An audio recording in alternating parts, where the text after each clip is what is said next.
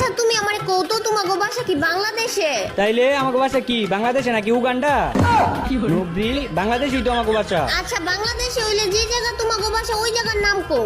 মাইর খাইবি। মাইর খামু মানে মাইর খামু গেলে গিয়া জায়গার নাম কইছি, জায়গার নাম কও। এ নবরি এ কইতাছি না মাইর খাইবি। আমিও তো কইতাছি তুমি আমারে শুধু শুধু মাইর দিবা গেলে গিয়া। হ্যাঁ আমি তোর মাইর দেওয়ার কথা কইছি, জায়গার নামই হইতাছে মাইর খাইবি।